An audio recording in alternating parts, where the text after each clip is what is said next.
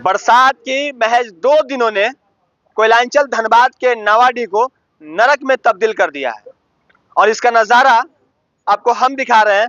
जैसे ही आप 8 लेन से अंदर आएंगे, यहाँ आपका स्वागत नाले की पानी की तरह एक सैलाब करेगी और ऐसा लग रहा है कि इसके पीछे आप जो 2 बड़े-बड़े अपार्टमेंट देख रहे हैं, 3 अपार्टमेंट देख रहे हैं, इसके अलावा कई लोग यानी कि हजारों की आबादी है और सभी लोग इस जल जमाव से परेशान है और ये परेशानी एक दिन की नहीं है, पिछले कई वर्षों की है।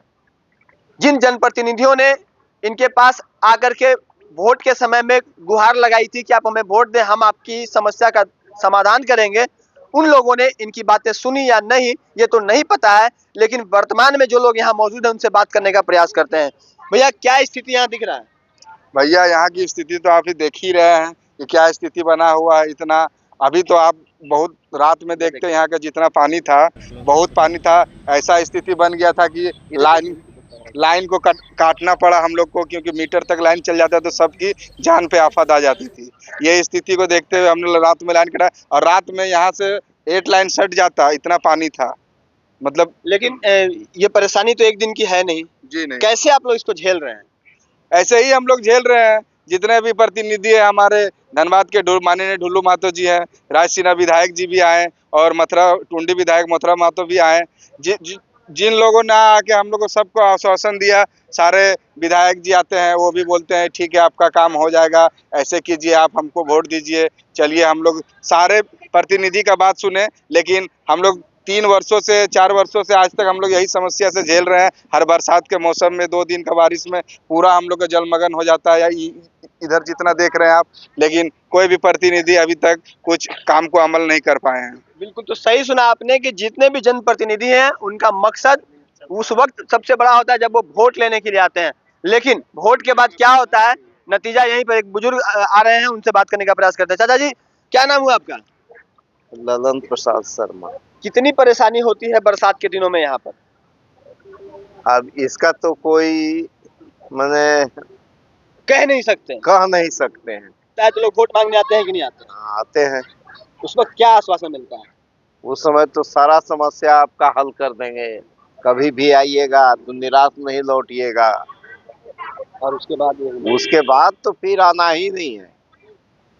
एक बार ढुल्लू महतो आए हैं पिछले बार, समस्या का समाधान के लिए बोल के गए कि हो जाएगा। नाला के लिए क्या एस्टीमेट बना, क्या हुआ, आज तक कुछ नहीं हुआ। अगर कोई भी इमरजेंसी चीज़ हो जाए, यहाँ पे किसी को मेडिकल सर्विस का रिक्वायरमेंट हो, तो मुझे नहीं लगता है कि वो हॉस्पिटल तक पहुँच पाएंगे, क्योंकि अभी तो पानी काफ़ी बह गए हैं, तो इसके कारण हम लोग खड़ा भी हो पा रहे हैं।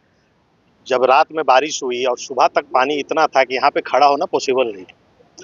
क्या कमर पे पानी आ जाता है? हाँ, पानी काफ़ी आ जाता है, मतलब जाने के लिए नहीं है, इसमें सब तरह का पानी मिला हुआ है। सीवर का पानी है, नाला का पानी है, पीने का पानी तक का सब इसमें इतना सारा गंदगी पानी मिला हुआ है कि इसमें चलने से आप ऐसे भी बीमार हो कुछ लोग जाओगे। कह रहे थे कि घर में सांप घुस जा रहा है। जी हाँ, घुसेंगे, बगल बगल अब जंगल उंगल है, टोटल ओवरफ्लो होगा, पानी तो आएगा।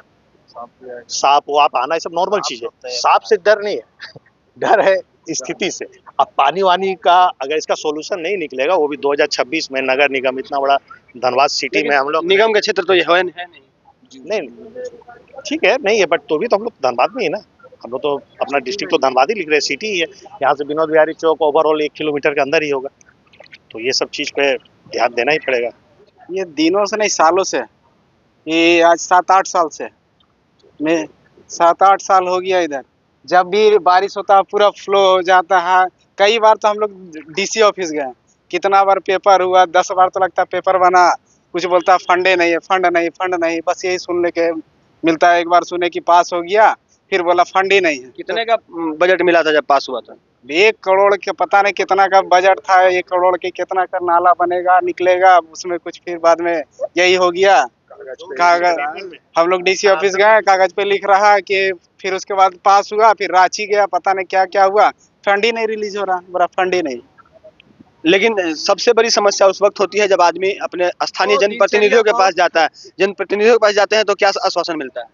उस समय तो यही बोला गया कि हो जाएगा। अभी तो वोटिंग समय तो सब आता है, और जब वोट खत्म हुआ तो फिर कहाँ कोई आ रहा। विधायक जी के पास गए थे? अभी इस साल तो नहीं गए हैं, इससे पहले खुद विधायक जी आके निरीक्षण करके गए। उसमें क्या आश्वासन मिला था? आश्वासन मिला था हो जाएगा, वही हो रहा है अभी तक। स्कूली बच्चों को भी परेशानी हो रही होगी। काफी काफी कितना का स्कूल कॉलेज सब कहाँ कोई जा पा रहा है, कितना का एग्जाम छूट जा रहा। बहुत सारे बच्चे हैं। अब उधर जाके देखिए ना दुकानदार लोग का क्या हाल है। एक उसका 1.5 लाख का हर साल 1.5 लाख रुपया जाता है उसका राशन वाले का। बगल में सुनार है, 3 दिन से दुकान नहीं खोल पा रहा है। उसके बाद एक इलेक्ट्रिशियन है, उसका भी वही हाल है। तो तमाम जो दुकानदार हैं वो भी परेशान है। कुछ स्टूडेंट हैं, उनसे बात करते हैं। बेटा आप लोग यहीं पे रहते हो? ये हाँ। पानी से परेशानी होती है? बहुत। स्कूल आने जाने में परेशानी होती है? हाँ, भीग जाते हैं। भीग जाते हैं। गिरने का भी डर? हाँ, कुछ बच्चों का स्कूल भी छूटा है आज। बहुत बहुत। आज हम लोग नहीं गए। तो आपने सुना कि परेशानी सबों को है, और अगर हम बात करें यहाँ के लोगों की तो लोग अभ्यस्त हो चुके हैं इस परेशानी को झेलने का। लेकिन सबसे बड़ी बात यह है कि जब स्थानीय जनप्रतिनिधि, चाहे वो सांसद हो, विधायक हो या फिर स्थानीय मुखिया हो, अगर वो नहीं सुनेंगे तो कौन सुनेगा? वोट के समय तो आप ही आते हैं मांगने के लिए लोगों के पास, उस वक्त हाथ जुड़ा हुआ होता है, हाथ जोड़कर आप प्रार्थना करते हैं कि भाई हमें वोट दे दीजिए। लेकिन जब लोगों ने आपकी प्रार्थना को स्वीकार किया तो आपकी जवाबदेही बनती है कि आप उनकी प्रार्थना को स्वीकार करें। 10 सालों से लोग इस परेशानी को झेल रहे हैं, और हमारे स्थानीय जो सांसद हैं उनका लगभग 2.5 साल होने वाला है, जो विधायक है उनका दूसरा टर्म चल रहा है।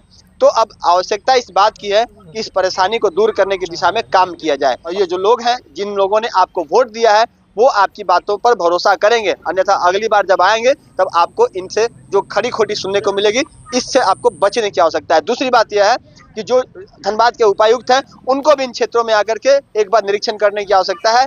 चूंकि यह क्षेत्र नगर निगम में नहीं आता है तो निगम की जवाबदेही यहाँ पर नहीं बनेगी, लेकिन जिला प्रशासन की जवाबदेही बनेगी। और ऐसे में अगर स्कूल, किसी बच्चे का स्कूल छूटता है, अगर कोई बच्चा एग्जाम देने से वंचित रह जाता है इस बारिश की वजह से, इस पानी और जल जमाव की वजह से, तो कहीं ना कहीं जवाबदेही तो जो स्थानीय जो जनप्रतिनिधियों के साथ साथ जो यहाँ के हुक्मरान हैं उन पर भी बनती है।